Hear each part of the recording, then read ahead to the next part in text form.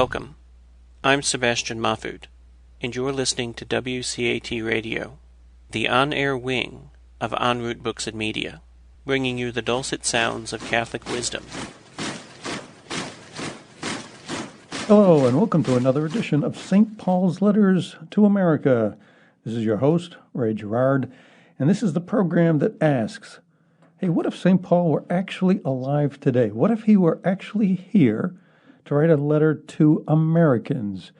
We've read his letters to the Romans, the Corinthians, the Ephesians. What if he wrote a letter to the Americans? What could he tell us?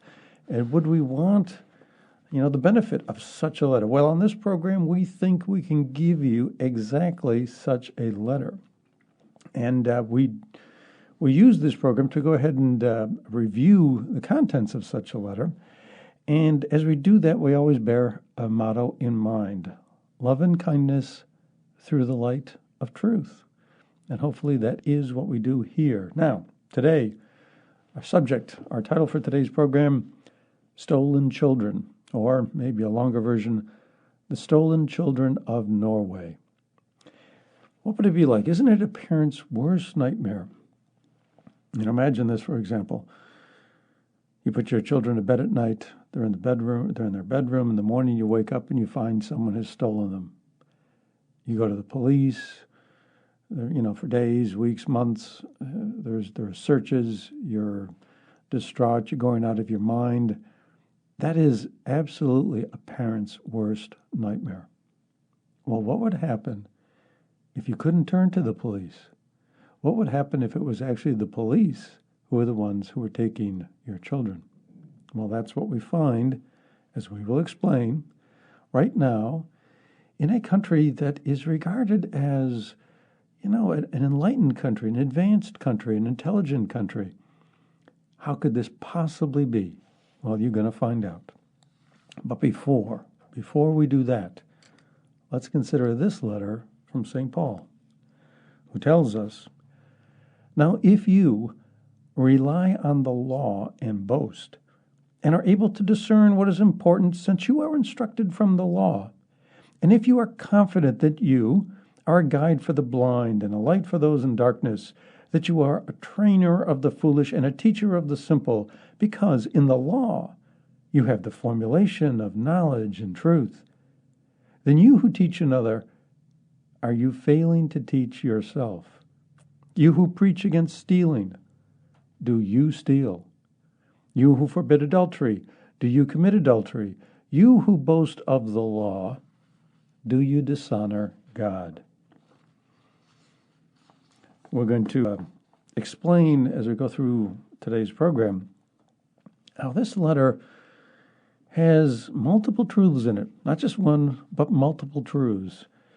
He talks about the law and a faithfulness based solely on the law. Well, who writes laws? Well, laws are written by men and women. Could they possibly be wrong? And if we rely solely on the law, are we perhaps relying on something that is wrong?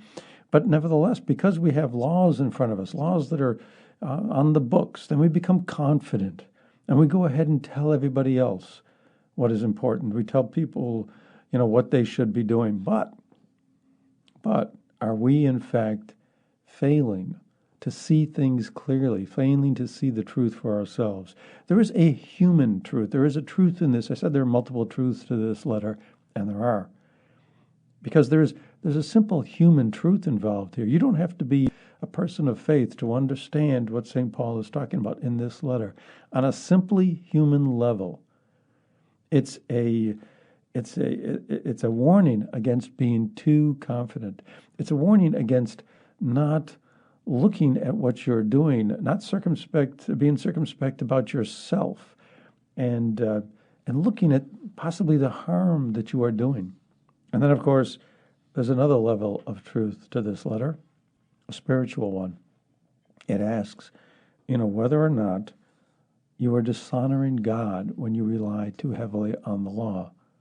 And if, in fact, there is a truth to this world, if there's, in fact, any meaning or purpose to our lives, if there's any order in the entire universe, then perhaps, just perhaps, there is a God.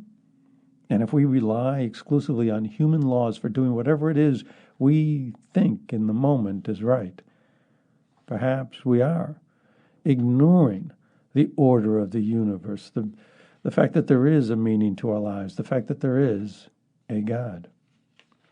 So, with all that as our introduction, what are we talking about? What is this situation in Norway that you're probably thinking, well, that's too hard to believe. I mean, police coming, stealing children from good parents, too hard to believe. Really? You might be surprised to find out that Norway, specifically the Child Protection Service in Norway, has been getting quite a reputation internationally, a reputation you don't want. There have been demonstrations in the streets in other European countries, demonstrations that have drawn thousands of people protesting what is happening in Norway. If you haven't heard about it, we're going to tell you. Take, for example, this situation. You have a couple of people named Marius and Ruth Badnariu. They're a couple. The husband is I think the woman is, well, let's see. One of them is from Romania, one of them is from Norway. They have 5 young children. Ileana, 10, Naomi, 7, Matthew, 5, John, who is 2, and Ezekiel, 8 months. This was a family of 7 at the time of the events we're going to describe. Now, Marius, he was the Romanian citizen, and he worked for the municipality, a municipality in Norway. He was a government employee, and he was employed as an IT specialist. His wife, Ruth, who was born in Norway, is a pediatric nurse, and she was employed by the local hospital. So both of these parents were gainfully employed, both of them, taking a proper place in society, both of them, raising their 5 children together. Well, what happened? Well, on a particular Monday, the 2 older children, the girls, went to school as usual. And in the afternoon, their mother was waiting for the school bus and for her daughters to come home. The husband was away at work. Well, the bus didn't come. Instead, 2 black cars pulled up to the house. And inside these 2 cars were some government representatives. And there was a knock at the door. And the person who met Ruth at the front door said that she had to come to the police station for interrogation. This woman also told Ruth that the other black car had already met the school bus and had Ruth's two daughters, and that these 2 daughters were being taken away. Now, mind you, Ruth had no idea before this that this was going to happen. She had no warning, no chance to defend herself, no chance to even find out what the accusation was against her, why she was being accused of being a bad parent, no chance to even say whether or not it was true. Just boom, her daughters are being taken away, and she can't see them. Well, Ruth was also told at the same time, after being traumatized by the news that her daughters had been taken away, that at this time she had to hand over her 2 sons as well, her 2 older sons as well. And she had to go to the police station. And so she did.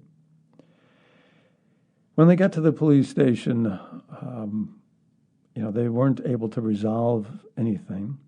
And the following day, 2 black cars appeared again. And this time, 4 policemen got out. And this time, their little baby, their little son, who was, I think, only 3 months old at the time, these 4 policemen took away the baby. In the span of about 24 hours, they lost their 5 children. Why? What had they done that was so terrible? Was there sexual abuse? Was there physical abuse? Was it found out that the father or the mother had committed serious crimes? Did they have a drinking problem? Did they beat on the children? Did they do any of these horrible things that would require that their children be taken away from them? No. The answer was no. So what had happened was the two girls had gone to school, and the two girls had gone to school, and apparently they had gotten in a fight on a school bus, and with another girl, some sort of disagreement of sorts. And so the principal then afterwards was doing an investigation, as was the requirement, and talking to the two daughters, they found out that the children had been spanked at home. And this was against the law in Norway. There's an absolute prohibition about any kind of corporal punishment. And so right away the authorities became suspicious. So then at that point they started a little bit of an investigation of these children. And in any event, what they also found out was that the children came from a family where religion was practiced. Not only it was noted in the governmental reports that the family, quote, has a very strong faith and a view that God punishes sin, close quote. Now, the principal of the school who did this initial investigation and who noted that this belief that God punishes sins could actually be a bit of a disability, that it could harm the development of the children. That was her viewpoint. But still, the principal said that the family was, in the principal's words, quote, a true family, close quote, and that she observed the family doing many activities together. The principal actually lived in the same neighborhood as these parents. And the principal recommended counseling. The principal was strongly against having these children taken away from the family. She just wanted counseling, that the parents had to be re-educated, instructed in the better way to bring up your children. These religious beliefs were a hindrance, but that if they were instructed properly, things would get better. The governmental reports, an internal document from the Child Protection Service noted that the family's religion was an extensive matter for discussion. The authorities apparently discussed the religion of the family a great deal. This was a topic of much concern to the authorities. Now, you may ask, well, why should the authorities care? Is that a reason for taking children away from loving parents? And these are loving parents. The BBC did a documentary on these on this situation, and in particular on this family, and they interviewed the parents. And I viewed the video, and I saw these parents. And from the BBC report, it appears that they're fine people. They're good people. It seems from all appearances on this video that they're loving parents who are distraught because their children were taken away from them. But nevertheless, they practiced religion. And the authorities questioned whether or not this was a good idea for bringing up the children. It said, the governmental report said, quote, the children are talking about forgiveness and how hard it is to do what the Bible says, close quote. And then the government, concluded that this teaching may have caused the children stress. And it was then that the authorities decided to go to the girls' school and interview them without their parents' knowledge. So, the initial complaint that was filed with the Child Protection Services that led to the taking of these children was based on the fact that the children were talking about forgiveness and how hard it is to do what the Bible says. Now, the principal and these documents also reveal the fact that the children appeared to be, they were doing well in school, they were well-mannered, they were good kids, but nevertheless, based on this alone, they opened an investigation. So the authorities went to the girls' school to interview them again without their parents' knowledge or consent. And the children did acknowledge that the father spanked them, quote, lightly. But the subject of God answering prayer was also something that these investigators asked these children. It's hard to imagine. Again, it's hard to imagine why governmental authorities need to inject themselves into this very personal family matter of whether or not God answers prayer. Is that not a personal matter? Is that not an individual matter? Certainly us here in America, we think so. We are dealing with news stories lately that come about where people are trying to get God out of the public sphere. But even in these cases where people are strenuously objecting to, God in any kind of a public setting, whether it be a public school or a nativity scene in a public park or outside a local municipal hall, people still all seem to agree that inside the home in our country, there is a protection of religion, that you should be allowed at least the freedom of religion, at least inside your own home. There really is no dispute about that, at least nowadays. But apparently in Norway, that is not the case. They question why,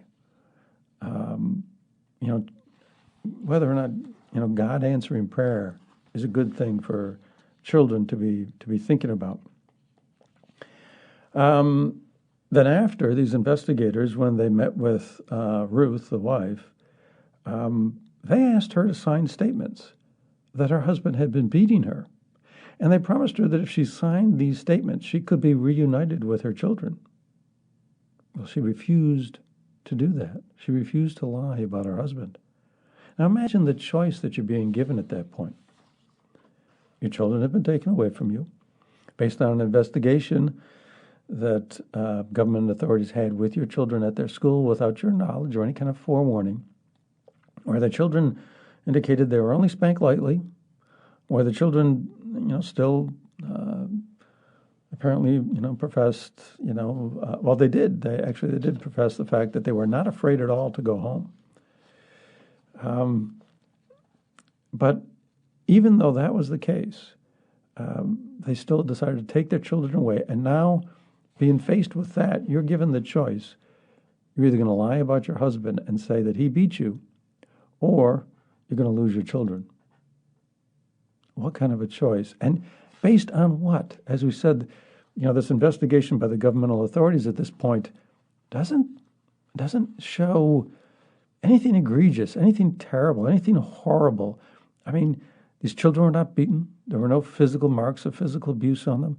There were no allegations, no, not even an accusation of any kind of sexual abuse. There's no allegations of any kind of alcohol abuse or drug abuse by the parents. There's no allegations that the children are going without food or shelter or clothing. None of that. None of that. The only thing is that these children had been spanked lightly on occasion, and that they said, well, it's hard to avoid sin sometimes, and that they're hoping that God forgives sin. That was it. That was the basis on which children were taken away from parents. Now, besides the principle standing up for the parents, again, even if you think that they violated the law in Norway, as they did by spanking their children, because apparently there's an absolute prohibition on any kind of corporal punishment in Norway, which the parents say they didn't know about. Wouldn't the proper recourse simply be to advise the parents, well, hey, this is against the law? And if the parents said, look, we promise we won't do this again. Give us counseling. We'll do whatever it is you want us to do. Don't you think rather than take the children away and try to find some other place for those children to live, which isn't always an easy thing to do, that the better thing would be to leave the children with the parents? Well, what I described to you actually happened. Now, these parents had to wait for a meeting with the authorities. They were told a meeting was going to be coming up, at which the subject of them being reunited with their children would be discussed. And so they thought it was going to happen right away. Well, they waited. Weeks went by, then months. It was 4 months before they ever got a meeting at which they could present their case as to why they should still even keep their very own children. And at that meeting, The subject was not whether or not they should be reunited. The parents had already, by that point, started counseling, and they promised that they would never spank the children again. They would follow the law. They would do whatever was necessary. They just wanted their children back. That didn't matter. The authorities didn't listen to any of it. There was no consideration of reunification at that point. There was just a notification to the parents of what was happening to the kids. All 5 children had been taken away. And as I said before, now it is difficult to find, homes for children like this. Sometimes, finding a home for somebody you've got to find a foster family. You've got to find somebody willing to take children in. How difficult is that? How can that, how often can you, can that be managed? And what kind of visitation would the parents have? Well, the husband, by the way, was denied any visitation. The mother was allowed some visitation. She could nurse her baby. Her baby boy was only 3 months old at the time. She could nurse him twice a week. Twice a week. And her younger boys, I believe there were 2 and 5, she could see them once a week for 2 hours. She's being treated like a criminal. Once a week for 2 hours.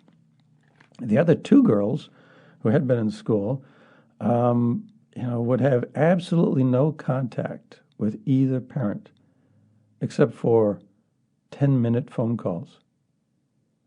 10-minute phone calls. This family was split up. And what did we find? What happened at that point? Where were these children able to go? What kind of families were they put in with? Well, the situation was not so good. The 2 older daughters, in fact, had been placed with a foster mother who had a live-in boyfriend. And what's more, that particular house also housed 3 additional foster children, including a 17-year-old male foster child. The 2 daughters, at this point, they're 10 and 7. The statistics, by the way, on actual abuse happening in a situation like that are dramatic. Children in foster care are 10 times more likely to be sexually abused. And when children are living with a single mother who has a live-in partner, it's a whopping 20 times more likely. And then, of course, there's the risk of child-on-child sexual abuse. Again, we have a 17-year-old foster child, not related to these kids, to Eliana and Naomi, not related to the live-in mother or to the single mother or the live-in boyfriend. The risk for actual abuse of these children, actual abuse, now statistically, is quite large. And statistics are something that are significant in this case because, if this case with the Benario family was an isolated case, if it was just 1 in a million, then you could say, okay. But if it's in fact reflective of what this Child Protection Service does, case in and case out, and if children are being placed, with foster families where you have situations like this, then those statistics matter because there will be kids who will become the subject of those statistics. There will be kids who will suffer abuse. Now, imagine again, you're the parent. Your kids are taken away from you. Supposing you learn they're in a foster family where the risks statistically of abuse are as high as we've just described. How would you feel? And is this, the ultimate question is this risk to the kids anywhere near sufficient to justify taking the children away from the parents? Would not just simply a child welfare service, some child protective service, who wasn't basing any of their methodology or practices on any kind of faithful principles or any kind of belief in God, but were just basing their actions and their policies on what was in the best interest of the children from a simply secular human perspective. And if you were objective about it, would you not think, okay, well, here's the risk on the one end, here's the risk on the other end, which is best? Where is the greater harm likely to occur? By the way, these children were split up amongst three families. You had 5 children related to one another, related to their father and the mother, dismembered, taken apart, separated from their father and mother, and separated from each other. They were living in 3 different homes. Now, besides the risks that we've already talked about, how about another one? How about this one? What is the psychological harm that you do to a child when you separate him from family members? We've, been treated for years with statistics on the rates of success or the rates of failure about kids that come from broken homes where the mother and the father split up. How about where the children are split up at very young ages? First of all, it's going to create a great deal of fear. Everything you believe about the stability of the world, everything that, at a very young age, while you're still innocent, while you're still, wanting to trust that the adults around you are good and kind, all of that will be shaken to its core. And what does that do for a young child psychologically? Add that harm to the mix of what we're talking about.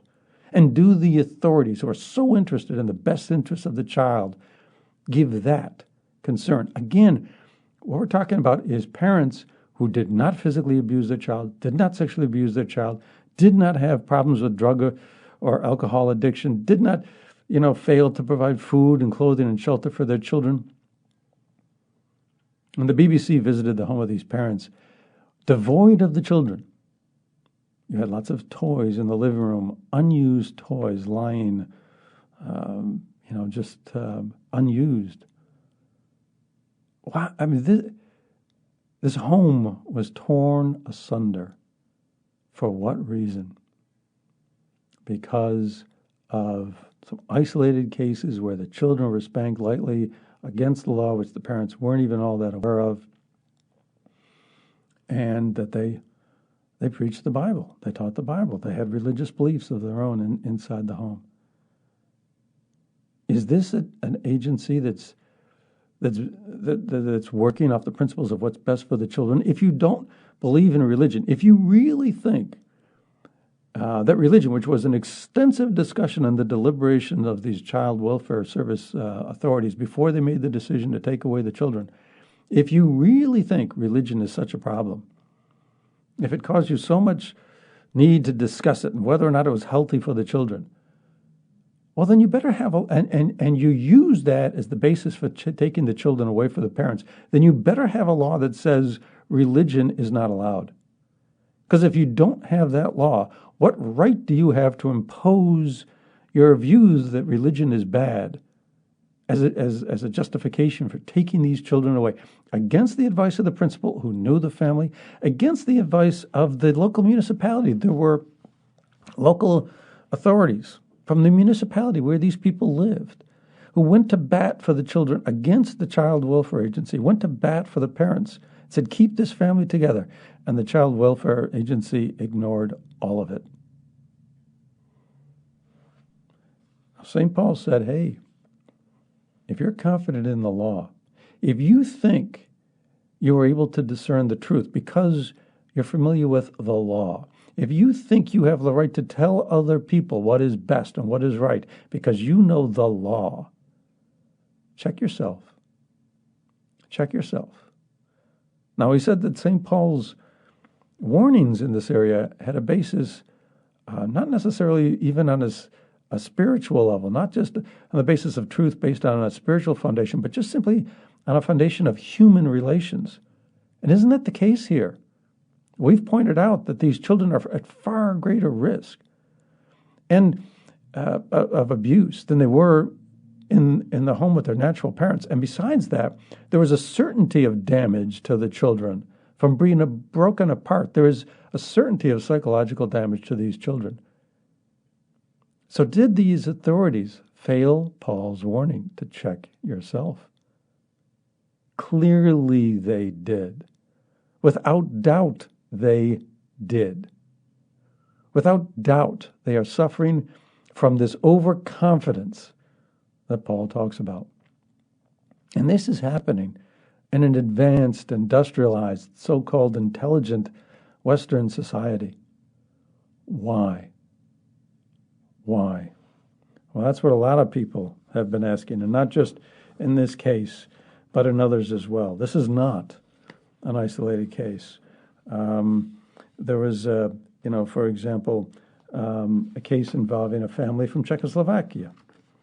And in this particular case, an international row, a diplomatic row developed because the Czech president, Milos Zeman, accused the Norwegian social workers of, quote, acting like Nazis.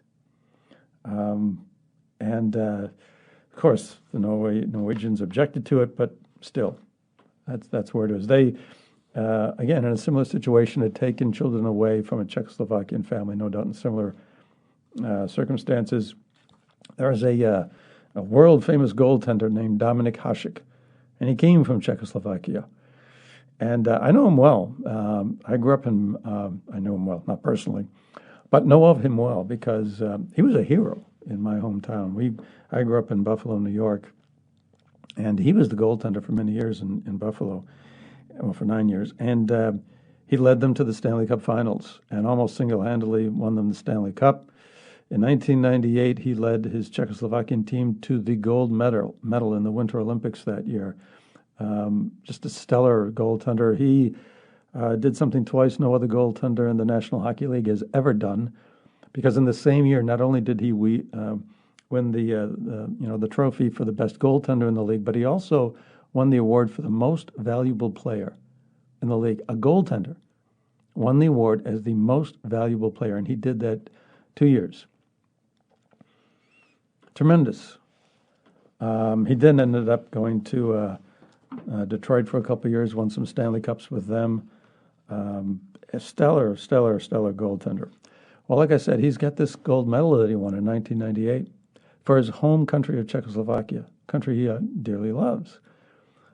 He's got this one gold medal, a lifetime achievement. So no doubt it's got tremendous value for him. Well, he offered it.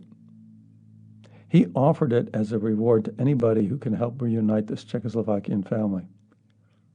That's how strongly he felt about it. But that's not the only case. There's another case. There was a young man and his wife. His wife was Chinese, and apparently the problem with this family and the reason why their children was taken away from them is because the mother, the Chinese mother, in some instances would rest, and while she was resting, her mother, the child's grandmother, would take care of the baby. Now, to me and you, that might not seem like a problem. We've done the same thing in our family. What is so terribly wrong with it? Well, you don't even have to ask the question of what is so terribly wrong. You don't necessarily have to agree, but the fact of the matter is the Norwegian authorities didn't agree, and on that basis alone, they similarly split up this family. Now, what's interesting about this case, what makes it a little different, is not so much the situation I've just described, but what's different is the identity of the grandfather. Ingvar, the grandfather, is in fact the director of state archives in Bergen.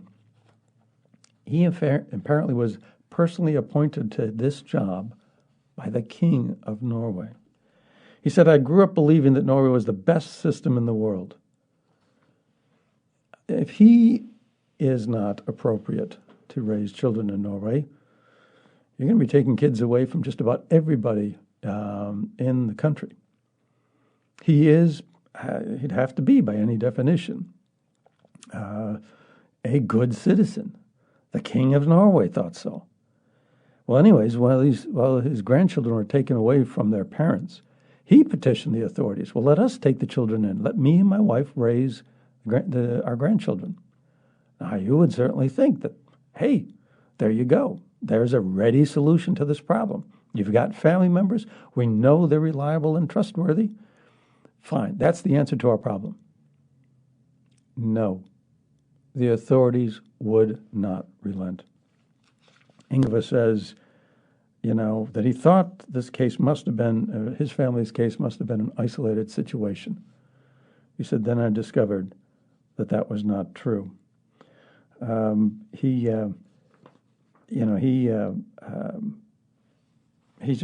couldn't understand it, and he was disillusioned about what was going on in his own country.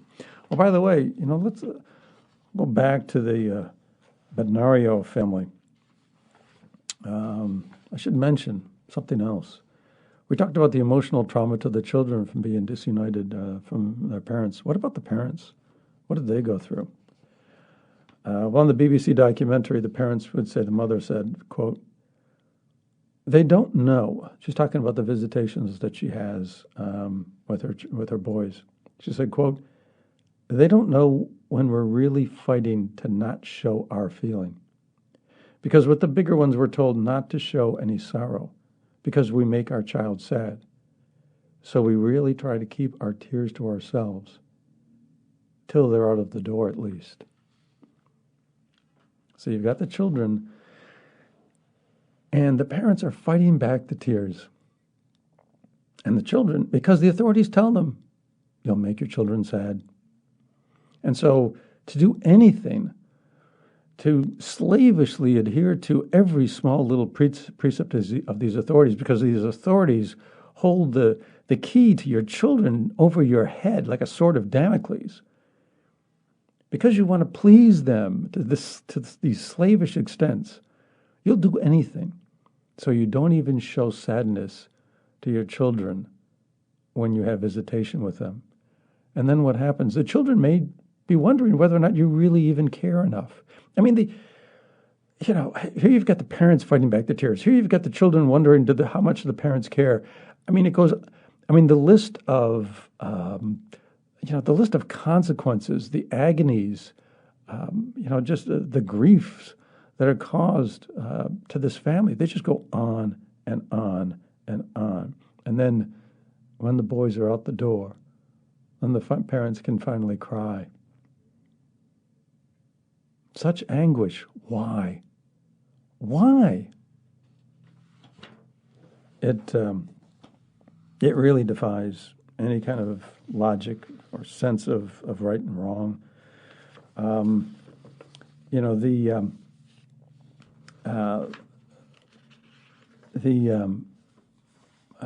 The situation, of course, in Norway, though, is not just limited to, there were more cases, and we could go on and on. There's another one. There's a family, a young mother by the name of Amy Jacobson. She's American. She married a Norwegian, and she was having her first child. And so she was concerned about the growth of her son, as first-time mothers always are. They don't know what's normal. They don't know that children sometimes grow at different levels. Hey, the statistics say it's supposed to weigh such and such. The statistics say it's supposed to be, at such and such a height, at this and such a time, at this and that. And if your child doesn't meet the norms, the averages, you become worried. And so she was worried about whether or not her child was not developing normally. It's typical for a first-time mother. Anyways, so she would go to a local doctor. I think she would, medical checkups 3 times a month. 3 times a month. Well, and in any event, at one point she ended up taking a vacation with her son to America for 2 weeks.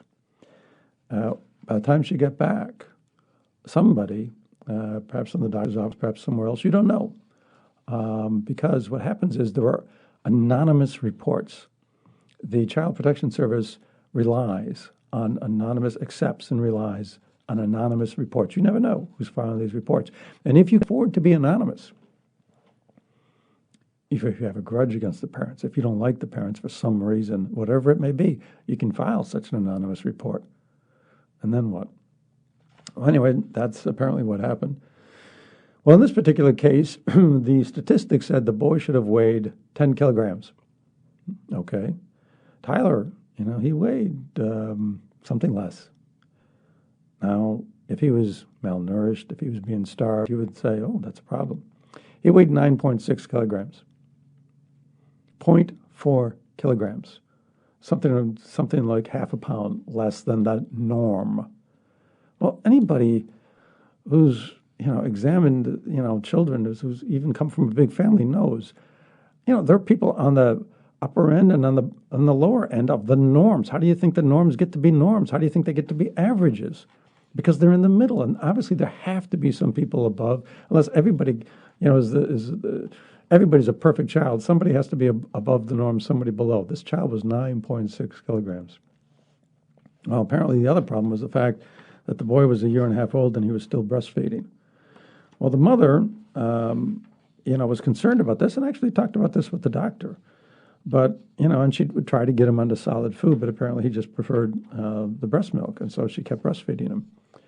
Well, you can, maybe say, maybe she should have done more, maybe this wasn't normal, whatever. But again, is that reason enough to split up a family? Supposing the mother loves the child and the father loves the child, wouldn't you think, even if you thought that there was a problem here, that the proper thing to do would be to counsel the parents? Apparently the statistics in Norway are that happens in about half the cases. The other half of the cases, they take children away. And the most common reason for taking children away is simply that the parents are not good enough. They don't meet, what's considered, good parenting skills. It's not sexual abuse. It's not physical abuse. It's not malnourishment. It's not anything horrible. It's just that in somebody's subjective judgment, the parents aren't as good as they ought to be. In half of the cases, they take children away. And there are statistics out between 2008 and 2013. And between 2008 and 2013, the number of cases of children being taken away on an emergency basis, where the parents don't know about it ahead of time and they're just seized, has gone up 70%. 70%. But all of a sudden the parents become so much worse in Norway? Or were the authorities so deficient in their duties before 2008? Something's going on here. Something simply beyond the best interests of the child. Now, in this particular case with Amy Jacobson's child, the father, like in some kind of dramatic movie, went back into the hospital after his son was taken away from them. He actually got and put on a doctor's outfit. In disguise, he stole his own son and was able, unnoticed, to escape out of the building. Drove around for a while until he was finally caught by the police as a criminal for stealing his own child. He was arrested and thrown in jail. He was released the next day because the judge found out that he was not a kidnapper, but he was the natural father of the child, and that as such he still had rights. This is what the system in Norway drives parents to do. The agony that they put parents through. Why? Again, why? So in any event, this case, the Jacobson case, went all the way up to the Norwegian Supreme Court. The Norwegian Supreme Court rejected their pleas. They don't know where their child is. Amy Jacobson and her husband. The child has had its name changed, I think 3 or 4 times in 3 or 4 years. Why? To keep the identity and the whereabouts secret from the parents. They don't know where their child is. They don't know the quality of the foster parents that the child is placed with. They know nothing. This has been going on for years. And so they plea all the way up to the Norwegian Supreme Court to please hear their case. Let them have their own child. Rejected. This case then now has been appealed to the European Court of Human Rights. The European Court of Human Rights. Oh, and by the way, Norway has already been convicted 5 times of violations by the European Court of Human Rights. This is not a faith-based organization. The European Court of Human Rights doesn't base things on religious principles, just on basic human rights. Norway, at least in 5 cases that people have gone through the trouble and the expense of taking a case all the way up there, Norway's been convicted 5 times in violating the rights of certain people. once, maybe twice, maybe 5 times, there's a pattern.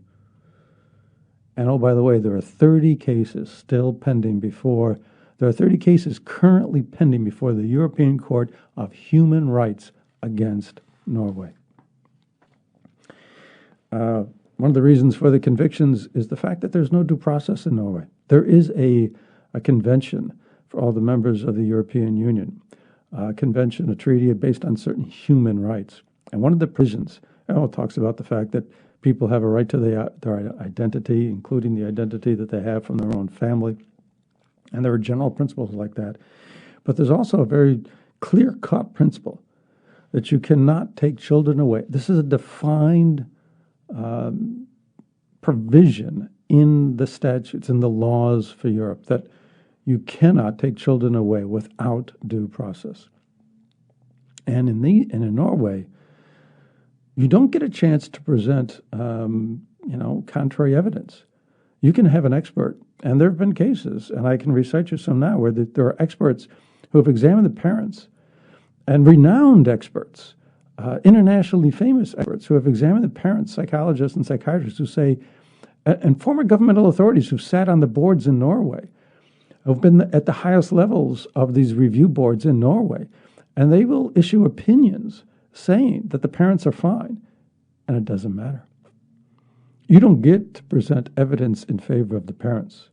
You don't get the people that make the accusations against the parents, their testimony does not have to be under oath. The people who make the accusations against the parents, they don't even have to swear that they're telling the truth. They don't even have to swear they're telling the truth. What kind of a system? There was a guy who used to be involved in the system. He was a psychiatrist. He sat on these boards. And he criticized the system because there's a lack of what he called the human factor. A lack of the human factor. There's no sympathy. There's no empathy.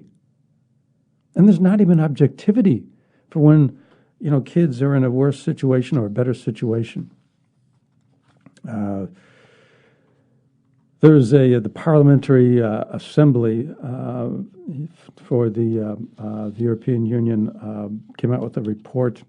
Parliamentary Assembly for the Council of Europe came out with a report. And this report on conditions across Europe for taking children away from parents was generated because of the situation in Norway. And they noted many flaws. And they just, they castigated the Norwegian system, but still, it doesn't matter to the Norwegian authorities. It's not enough.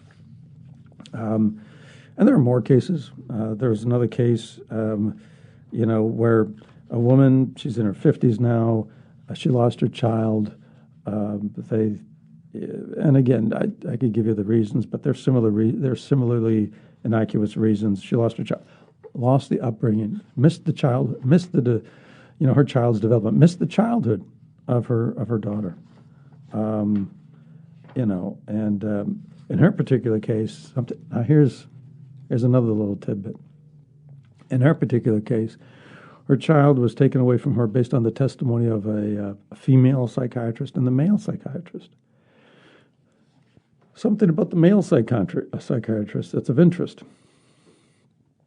This male psychiatrist was back in court again in April, but it was not because he was testifying against some parents. He was not giving expert testimony as a psychiatrist against certain parents. No. He was in the court because he was a defendant. And he was sentenced to 22 months in jail. For what? Child pornography. He was an abuser, as he admitted, for 20 years of viewing child pornography. Now, can such a person empathize with what is the best interests of the child? Or does he look at children like a tool to be used? This is the type of person which the authorities trust.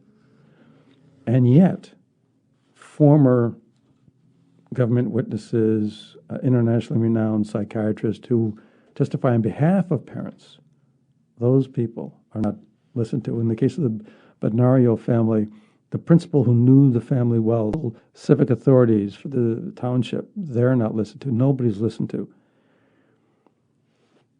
The reading from St. Paul with which we started just states this so clearly.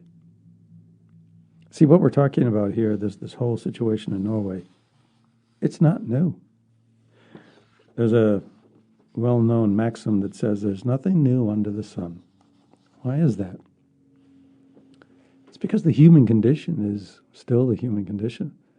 People are people. The problems that we have, the weaknesses that we have, they're the same as the weaknesses that people had 2,000 years ago. Same as the type of people who were known by Paul. Human behavior hasn't changed. And he talked about overconfidence, in his particular case, with regard to religious authorities who think they knew the Mosaic law so well and were able to tell other people what to do. When Paul said, really what you need is the Spirit of God in your heart. Let your conscience speak to you. Let God speak to you. That's more important than being so well versed in the intricacies and the rigid details of certain formulated laws. And when you get overconfident with that type of a basis, you become hypocritical. The idea that people can be hypocrites is not new. And so we've got authorities in Norway professing to be the guardians of children, and they're tearing families apart. They're tearing loving relationships apart. They're tearing love apart. Paul talks about love a lot. Every wedding you go to, you may hear a reading from St. Paul where he talks about love is patient, love is kind, and he goes on and on about the attributes of love, which he calls of the three theological virtues, the highest and the best, the greatest. Of all the spiritual gifts you can have, love is the still more excellent way, in the words of St. Paul. Love is the important thing. Love is the way we really imitate Christ. For God is love, as St. John says. So we've got governmental authorities thinking they know what's best and they can tell everybody else what to do because they know the law. And yet, are they not dishonoring God, as St. Paul warns us against? Because they are destroying love. Psychologically, they're destabilizing child. Emotionally, they're causing grief on untold levels to so many families. That's dishonoring God. But it also violates just normal objective standards of what is best on a human level. They violate these truths that St. Paul talks about, truths that are true now as they were then, because truths, as the ones expressed by Paul, are timeless, because the human condition is not different. Well, we hope this has brought something to light that you perhaps weren't aware of. We hope that this gives you another appreciation for the fact that Paul did understand things correctly and has the ability to speak to us in ways that defy the passage of years. We hope you found it interesting. We hope you join us again. Until next time, God bless. Hello, God's beloved. I'm Annabelle Mosley, author, professor of theology, and host of Then Sings My Soul and Destination Sainthood on WCAT Radio. I invite you to listen in and find inspiration along this sacred journey we're traveling together to make our lives a masterpiece and, with God's grace, become saints. Join me, Annabelle Mosley, for Then Sings My Soul and Destination Sainthood on WCAT Radio. God bless you. Remember, you're never alone. God is always with you.